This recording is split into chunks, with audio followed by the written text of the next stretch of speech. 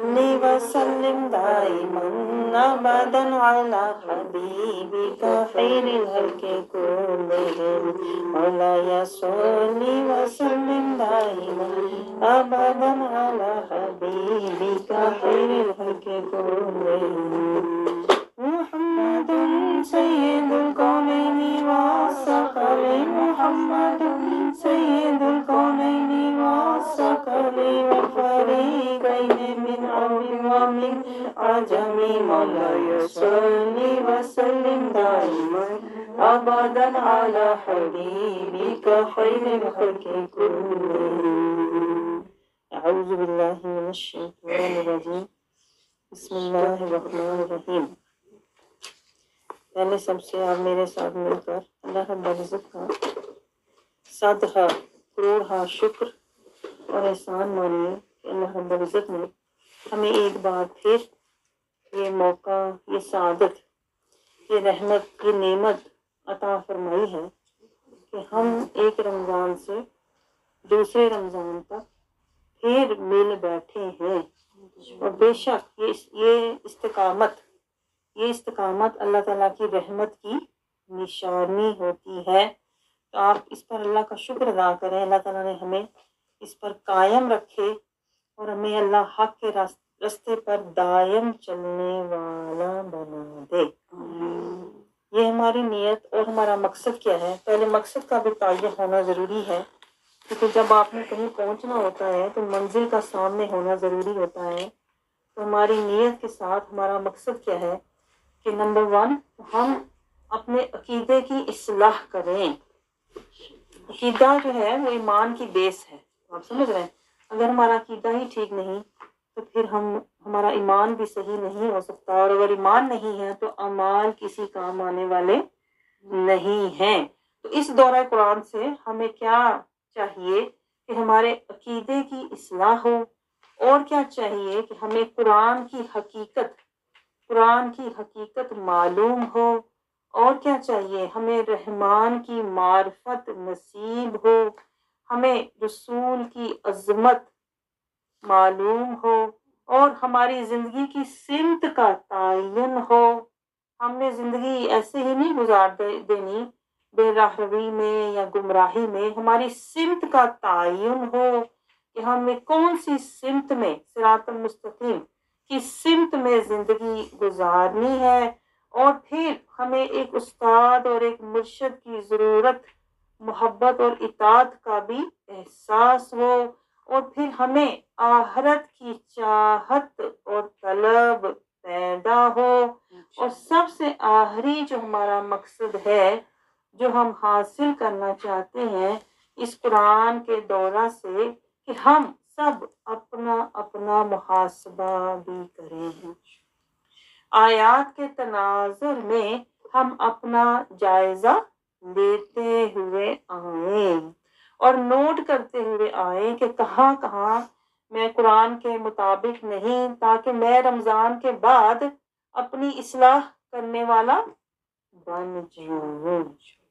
تو ہم نے قرآن کو پڑھ کے سن کے چھوڑ نہیں دینا، ہم نے اس کو ساتھ رکھنا ہے۔ یہ ہدایت، یہ نور، یہ رحمت پورا سال ہم پر سایہ فگن رہے، یہ نیت، یہ ارادہ۔ اب ہم آغاز کرتے ہیں۔ تو قرآن پاک کا آغاز ہوتا ہے سورۃ فاتحہ سے۔ سورۃ فاتحہ یعنی اللہ اپنے خزانے کھول رہا ہے، اللہ اپنے راز کھول رہا ہے، اللہ اپنی حقیقت کھول رہا ہے۔ اور یہ فاتحہ اگر ہم اس پر عمل کریں تو ہمیں نفس پر بھی اور شیطان پر بھی فتح حاصل ہو جائے، اور ہماری تمام روحانی، جسمانی، ذہنی، قلبی بیماریوں کا علاج بھی ہو جائے۔ تو سورۃ فاتحہ میں جامعہ نسخہ ہے جو اللہ رب العزت نے ہمیں سمجھایا ہے۔ 7 آیات کے اندر اللہ رب العزت نے پوری زندگی کا ہمیں لاہ عمل سمجھایا ہے۔ اور یہ جو سورہ ہے، یہ سورۃ فاتحہ، یہ مکہ مکرمہ میں نازل ہوئی. اس میں اللہ رب العزت نے ٹو دی پوائنٹ ساری اصول و ضوابط ہمیں سمجھائے ہیں، مختصر لیکن مکمل ہمیں نظام سمجھایا ہے کہ رب کو ہم سے کیا چاہیے. یعنی پورے قرآن کا جو جامع خلاصہ ہے وہ سورۃ فاتحہ میں ہے. تو اللہ رب العزت نے ہمیں پوری زندگی کا نسخہ سمجھا دیا، آغاز سے لے کے انجام تک بتا دیا کہ تمہاری زندگی کا آغاز کیا ہونا چاہیے. کہ سب سے پہلے کیا؟ تعوذ، پہلے شیطان سے اللہ کی پناہ مانگو، اللہ کے حفاظتی کلے میں آ جاؤ، اور پھر یعنی پہلے شیطان کا رستہ بند کرو. اگر رحمان کا راستہ لینا ہے تو پہلے شیطان کا راستہ بند کرو. دو راستوں پر ایک وقت میں آپ چل نہیں سکتے، تو ایک سمت کا تعین کرنا ہے. تو پھر شیطان کو چھوڑو اور رحمان کے پیچھے چلو. یہ راز ہے، میں آپ کو ساتھ ساتھ بتاتی جا رہی ہوں. اور پھر اللہ تعالیٰ دیکھیں آغاز کا سلیقہ سمجھاتا ہے. بسم اللہ سے آغاز کرو، بسم اللہ الرحمن الرحیم. اللہ کے اسم ذاتی میں اللہ کی تمام صفات آ جاتی ہیں، اور سب سے زیادہ اللہ تعالیٰ ہمیں بار بار جس کا یقین دلاتا ہے کہ وہ رحمان ہے، رحیم ہے. یہ بات تم کبھی بھی مت بھولنا. کیسے ہی تمہاری زندگی میں اتار چڑھاؤ آ جائیں، کیسے ہی حالات سے تم گزرو، یہ بات یاد رکھنا کہ جو کچھ تمہاری زندگی میں ہو رہا ہے وہ رحمان کے ارادے سے ہو رہا ہے. اور آخر میں جو کچھ ہوگا آخرت میں، تب تو اللہ اپنے رحیم ہونے کا صدقہ دے گا. تو اگر تمہارا ایمان اور توکل پختہ ہے تو پھر تمہاری زندگی میں کچھ بھی غلط ہو نہیں سکتا. تو اس لیے رحمان سے ہمیشہ گمان اچھا رکھنا. وہ جس کا نام ہی رحمان ہے، رحیم ہے، وہ تمہارے ساتھ کبھی بھی کچھ بھی برا کر نہیں سکتا، بلکہ وہ تمہارے لیے خیر دنیا میں اور خیر آخرت میں، اسوہ حسنہ دنیا میں اور آخرت میں بھی تمہارے لیے مال ابرار کے لیے کے ساتھ جنتیں تیار کر رہا ہے، جس کا آغاز ہی رحمان ہے اور اس کا انجام ہی رحیم ہے. بس تم اس کے درمیان اطاعت میں رہنا، اس کے ذکر میں رہنا، الحمدللہ رب العالمین، اس رحمان کا ذکر کرتے رہنا، اس کا شکر کرتے رہنا، اس کو راضی کرنے کی فکر کرتے رہنا. مالک یوم الدین، فکر کرتے رہنا مالک وہ ہے، ایاک نعبد و ایاک نستعین، اور اسی سے مدد، اسی کی عبادت کرنا اور اسی کی مدد مانگتے رہنا. یعنی عبادت کرنا تو خالص من پاک اور نیت صاف کے ساتھ عبادت کرنا. جب تم خالص عبادت کرو گے نا، خالص عبادت کرو گے جیسی رب چاہتا ہے، تو پھر تمہیں اللہ کی خالص خاص مدد بھی آئے گی. لیکن یہ شرط ہے کہ تم خالص عبادت کرتے ہو یا نہیں. جیسی تم عبادت کرو گے ویسی ہی اللہ رب العزت کی طرف سے تمہیں اجر اور مدد نصیب ہوگی. آگے اللہ تعالیٰ نے راستے کا تعین بھی کر دیا کہ میری مدد اور عبادت کے لیے ایک راستہ ہے، وہ راستہ ہے صراط المستقیم. ہر راستے پر میں مدد نہیں کرتا، اللہ یہ سمجھا رہا ہے. ہر جگہ میں عبادت قبول نہیں کرتا، میں عبادت اس راستے پر قبول کرتا ہوں جو میرا راستہ ہے. تو میرے راستے پر آؤ، میرے بندے بنو، پھر میری عبادت کرو تو پھر میری مدد آئے گی. تو ہر چیز کا ایک اللہ رب العزت نے تسلسل، دیکھیں ہر چیز کی ایک ترتیب مقرر فرمائی ہوئی ہے. اور پھر اللہ تعالیٰ نے مزید تعین فرما دیا، مزید واضح فرما دیا کہ صراط المستقیم کی پہچان نہ تمہیں کروا دوں. صراط المستقیم ہے کون سا؟ وہ نہیں جو تمہارا دل چاہے، وہ نہیں جو جس پر لوگ چل رہے ہیں، بلکہ صراط المستقیم ایک خاص راستے کا نام ہے، ایک خاص طریقے کا نام ہے جس پر کون چل رہا ہے؟ انعمت علیہم۔ صراط المستقیم کی میں تمہیں نشانی بتا دوں، ہر راستہ صراط المستقیم نہیں ہے، کچھ صراط الہوا ہے، نفس کے راستے ہیں، کچھ صراط الجحیم ہے، جہنم کے راستے ہیں، لیکن جس راستے پر میں تمہیں دیکھنا چاہتا ہوں، جہاں میری مدد آئے گی، جہاں سے میں عبادت قبول کروں گا، جہاں سے تمہیں بندگی نصیب ہوگی، یہ وہ راستہ ہے جس پر میرے انعام یافتہ بندے چل کر جا چکے ہیں، انہی کے نقش قدم کی پیروی کرتے ہوئے آنا۔ اور انعام یافتہ بندوں کی فہرست میں سب سے اوپر جن کا نام آتا ہے وہ انبیاء کرام ہیں، اور پھر انبیاء کے بعد صدیقین، اور پھر شہداء، اور پھر صالحین۔ تو اللہ تعالیٰ نے ہمیں اس آیت میں وسیلہ اور نسبت دونوں سمجھا دیے۔ یہ نہیں فرمایا کہ براہ راست سیدھا میرے پاس آنا، بلکہ اللہ تعالیٰ نے فرمایا میرے پاس آنا تو کسی کا نقش قدم دیکھتے ہوئے آنا۔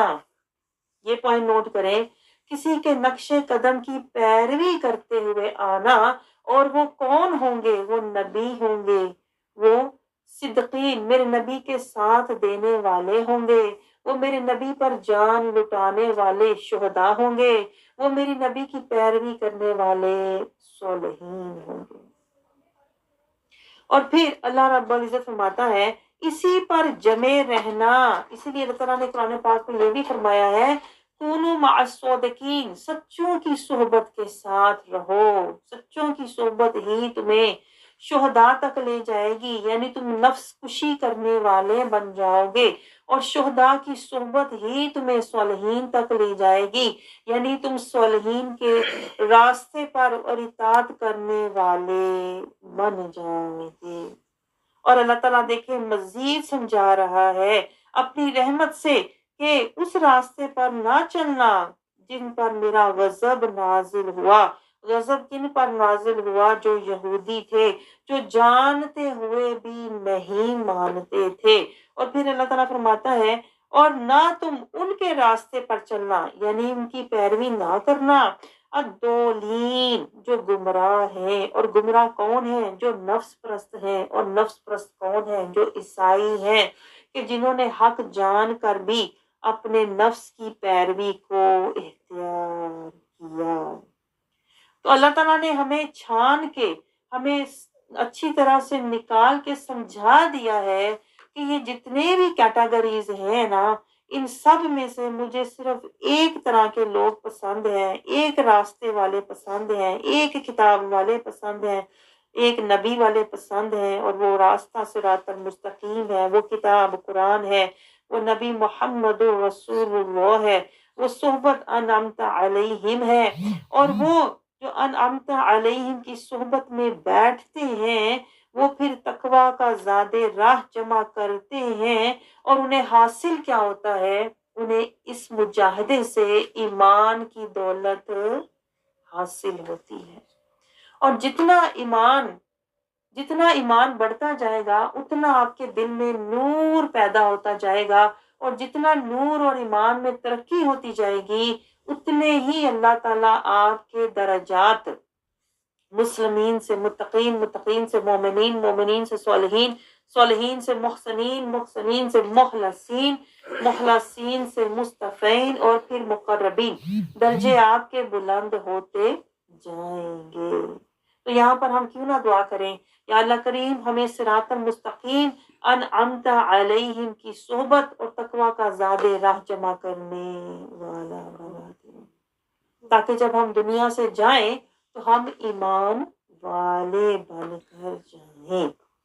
تو یہ سورۃ فاتحہ پورے قرآن کا خلاصہ ہے۔ پورے قرآن کی اللہ تعالیٰ نے ہمیں سمری سورۃ فاتحہ میں، اس کو ام القرآن بھی کہتے ہیں، کہ یہ ایک وہ پوری ایک جڑ کی طرح ہے، ایک ماں کی طرح ہے، پھر یہیں سے باقی کے مضامین نکل کر پھر مختلف صورتوں میں اللہ تعالیٰ نے بیان فرمائے ہیں۔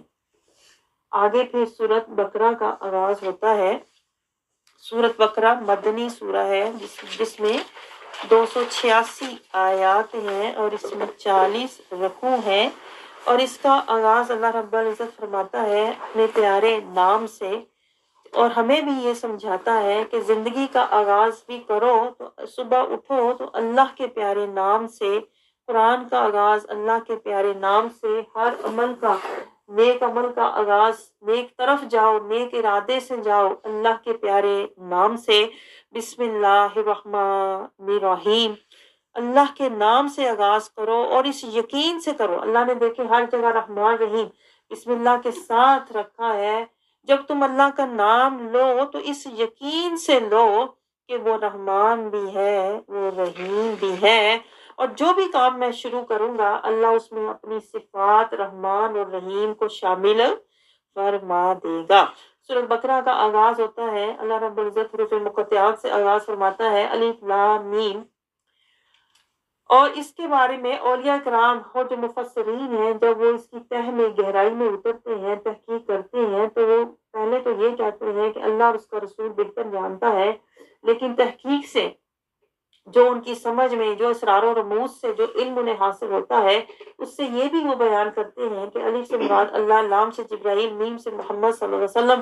اللہ نے جبرائیل علیہ السلام کے ذریعے قرآن محمد رسول اللہ صلی اللہ علیہ وسلم کے قلب اطہر پر نازل فرمایا، اور یہ اللہ کا راز ہے جو قلب مصطفیٰ پر نازل ہوا۔ آگے اللہ تعالیٰ اپنے کلام کا آغاز کرتا ہے اور شروع میں ہی ہمیں سمجھا رہا ہے کہ یہ کیسا کلام ہے، یہ عام کلام نہیں ہے، یہ دنیاوی نہیں ہے، یہ ظاہری نہیں ہے، یہ لا ریب ہے۔ اس کلام میں کوئی بھی شک نہیں ہے، اور یہ کلام دلوں پر اثر کرتا ہے، لیکن اس دل پر اثر کرے گا جس دل میں کوئی شک، نفس کا کوئی شبہ، کوئی دنیا کا شہوت، لذت، دنیا کی گندگی نہ ہو، اس دل میں یہ کلام اترے گا، کیونکہ یہ کلام پاک ہے اور یہ پاک دلوں، پاک روحوں کے لیے ہے۔ اور یہ وہ کلام ہے جو صرف جو رحمان والے ہیں ان کے سینوں میں اثر کرتا ہے، جو شیطان والے ہیں، جو شیطان کے پیروکار ہیں، انہیں اس کلام سے کچھ بھی حاصل نہیں ہوتا۔ اللہ تعالیٰ نے پہلے ہی ہمیں سمجھا دیا، ہدی للمتقین، جو اللہ کا معیار ہے، جو اللہ کا معیار ہے وہ تقوی ہے، یعنی اگر قرآن سے کچھ لینا ہے تو تقوی والے، متقی بن کر آنا، متقی بن کر آنا، تاکہ تمہیں قرآن سے اس کے خزانے ملنے شروع ہو جائیں۔ اور پھر اللہ تعالیٰ سمجھا رہا ہے کہ اللہ تعالیٰ نے شروع میں ہی دیکھیں ہمیں صفات سمجھا دی ہیں کہ تقوی والوں کی صفات جب تمہارے اندر ہوں گی، جو تمہیں سورۃ فاتحہ میں سمجھائی گئی ہیں، تقوی کی صفات تمہارے اندر تب پیدا ہوں گی جب تم اللہ کا ذکر کرو گے، تم اللہ کا شکر کرو گے، جب تم آخرت کی فکر کرو گے، جب تم صبر والے بن جاؤ گے، جب تم حق کے راستے پر چلنے والے توکل سے صراط المستقیم پر بن جاؤ گے، جب تم انعمت علیہم کی صحبت میں بیٹھو گے صبر کے ساتھ، اور پھر اللہ کی رضا پر نظر رکھو گے نا، جب تم سورۃ فاتحہ کو عملی جامہ پہناؤ گے تو تم تقوی والے بن جاؤ گے، اور جب تم تقوی والے بنو گے تو پھر تم اپنے تقوی کا زیادہ راہ جمع کرنا، اپنے اندر پھر یہ صفات پیدا کرنا، یہ صفات جو اللہ تعالیٰ نے آگے بیان فرمائی ہیں، جب تم اپنے اندر یہ صفات پیدا کرو گے نا تو پھر تم ایمان والے بن جاؤ گے، اور جب ایمان والے بن جاؤ گے تو پھر تم مفلحون، اللہ کی بارگاہ میں سرخرو ہو جاؤ گے، کامیاب ہو جاؤ گے۔ اللہ نے شروع میں ہی ہمیں کامیابی کا نسخہ دے دیا ہے، سمجھا دیا ہے۔ اللہ تعالیٰ نے ہمیں اللہ تعالیٰ نے پہلے تو ہمیں اپنا معیار بتایا ہے، پھر اللہ تعالیٰ نے اپنی عظمت کا اظہار فرمایا ہے کہ مجھے تم سے کیا چاہیے، ایمان بالغیب چاہیے، اقیم الصلاۃ چاہیے، نماز کو قائم کرو، اور پھر اللہ کے راستے میں حج کرو، اور جو کچھ میں نے محمد رسول اللہ صلی اللہ علیہ وسلم پر نازل فرمایا ہے اس پر یقین کرو، اور ان کے صدقے سے آخرت پر یقین کرو۔ جب تم یہ یقین رکھو گے تو پھر میں تمہیں یقین دلاتا ہوں کہ آخرت میں تم کامیاب ہو جاؤ گے۔ اور آپ یہ پوائنٹ نوٹ کریں، اللہ ہمیں دنیا میں یقین دلا رہا ہے کہ آخرت کی کامیابی تمہیں ملے گی جب تم ایمانی صفات اپنے اندر پیدا کر لو گے۔ اب اللہ تعالیٰ اتنا واضح ہمیں سمجھا رہا ہے، اس کے باوجود ہمیں شک ہوتا ہے کہ پتہ نہیں میری بخشش ہونی ہے کہ نہیں۔ اللہ ہمیں ایک پورا پیکیج دے رہا ہے، یہ پوائنٹ نوٹ کریں، اللہ ہمیں پورا مفلحون، یہ پہلا دیکھیں پیکیج ہے جو اللہ تعالیٰ ہمیں دے رہا ہے، جسے کہتے ہیں نا اللہ کی طرف سے آفر ہے، پہلی آفر ہے مفلحون بننا ہے، تو پھر پہلے مومنون بنو، مومنون بننا ہے تو پہلے پھر متقین بنو، متقین سے مومنون، مومنون سے مفلحون۔ تو اللہ تعالیٰ نے پورا رستہ بھی سمجھا دیا کہ اپنے اندر یہ مجاہدہ کر کے تمہارے اندر یہ صفات پیدا ہوں گی۔ مجاہدہ کرنا ہے تم نے ایمان کا، مجاہدہ کرنا ہے تم نے نماز کو قائم کرنے کا، مجاہدہ کرنا ہے تم نے اللہ کے راستے میں خرچ کرنے کا، نفس کشی کا، مجاہدہ کرنا ہے تم نے پیروی مصطفیٰ کرنے کا۔ جب تم یہ مجاہدہ کرو گے تو پھر اللہ تعالیٰ کہتا ہے تم آخرت میں کامیاب ہو جاؤ گے۔ اللہ سے آپ دعا کریں کہ اللہ تعالیٰ ہمیں یہ مجاہدہ کر کے مفلحون تک پہنچنے والا بنا دے۔ پہلا سودا، اللہ ہمیں یہ سودا لینے والا بنا دے۔ آج دیکھیں اللہ پکار رہا ہے، یہ اللہ کی پکار ہے آپ کو، کبھی اللہ تعالیٰ آپ کو پکار کے کہہ رہا ہے صراط المستقیم پہ آ جاؤ۔ اللہ پکار رہا ہے انعمت علیہم کے ساتھ بیٹھ جاؤ۔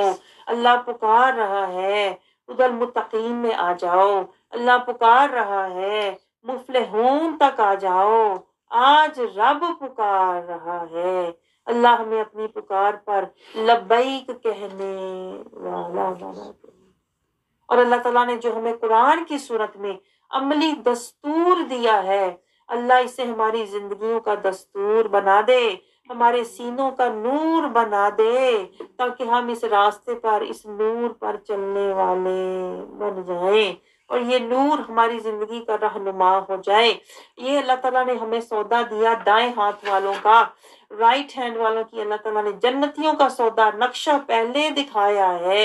اب اللہ تعالیٰ ہمیں سمجھانے لگا ہے اگر یہ نہ کیا تو پھر دوسری طرف دیکھو، دوسری طرف والے بائیں ہاتھ والے کون لوگ ہیں۔ اللہ بائیں ہاتھ والوں کی بھی ہمیں پہچان کروا رہا ہے، پہچان کروا رہا ہے تاکہ ہم غلطی سے ہم بائیں ہاتھ والوں کی صحبت میں بیٹھ کر کہیں اپنی مہلت ضائع نہ کر دیں۔ اب اللہ بائیں ہاتھ والوں کی عادات، ان کی خصلتیں بتا رہا ہے کہ جو لوگ بائیں ہاتھ والے ہیں، منافقت والے ہیں، ان کی صفات، ان کی خصلتیں کیا ہوتی ہیں۔ اللہ تعالیٰ کہتا ہے وہ ایمان نہیں لائیں گے اور رسول اللہ صلی اللہ علیہ وسلم کی عظمت کو کبھی نہیں مانیں گے۔ اور اللہ تعالیٰ نے پھر کیا کیا؟ اللہ تعالیٰ نے مہر لگا دی ان کے دلوں پر، کانوں پر اور ان کی آنکھوں پر پردہ ڈال دیا، اس لیے کہ جو رسول اللہ صلی اللہ علیہ وسلم کی عظمت کو نہیں مانتا، اللہ پھر اس کے کسی عمل کو نہیں جانتا۔ یہ وہی بات ہے کہ محمد سے وفا تو نے تو ہم تیرے ہیں، یہ جہاں چیز ہے کیا لوح و قلم تیرے ہیں۔ اللہ تعالیٰ اسی کے اعمال قبول کرے گا جو پیروی مصطفیٰ والا ہوگا، ورنہ اللہ تعالیٰ ایسے اعمال جو پیروی مصطفیٰ، عظمت مصطفیٰ، محبت مصطفیٰ، اطاعت مصطفیٰ کے بغیر ہیں، اللہ تعالیٰ کہتا ہے میں ان کے دلوں پر مہر لگا دیتا ہوں، ان کے کانوں پر مہر لگا دیتا ہوں، آنکھوں پر پردے ڈال دیتا ہوں، اور آخرت میں ان کے لیے وعید ہے عذاب عظیم۔ یعنی یہ پوائنٹ نوٹ کریں، اللہ اعمال نہیں دلوں کے حال دیکھتا ہے۔ تو اللہ تعالیٰ کہتا ہے کہ یہ جو بائیں ہاتھ والے ہیں یہ زبانی ایمان کا دعویٰ کرتے ہیں، صرف لفظی قولی ایمان کا دعویٰ کرتے ہیں، لیکن عملی طور پر پیروی مصطفیٰ نہیں کرتے۔ رسول اللہ صلی اللہ علیہ وسلم سے نسبت، رسول اللہ صلی اللہ علیہ وسلم سے سنت، شریعت، طریقت، اطاعت، محبت اور اتباع کا تعلق نہیں بناتے۔ تو ایسے لوگ اللہ تعالیٰ کہہ رہا ہے کہ یہ دھوکے میں زندگی گزار رہے ہیں کہ ہمارے اعمال سے ہماری بخشش ہو جائے گی۔ اللہ کہتا ہے بے شعور ہیں یہ لوگ، اور ان کے دلوں میں نفاق کا مرض ہے، ان کے دلوں میں منافقت ہے۔ دیکھیں اللہ ان کا پول کھول رہا ہے، اللہ ان کی حقیقت سمجھا رہا ہے کہ یہ لوگ صرف دکھاوے کے مسلمان ہیں، من کے مسلمان نہیں ہیں، اور یہ جو اعمال یہ کر رہے ہیں یہ ان کے کسی کام آنے والے نہیں ہیں، اور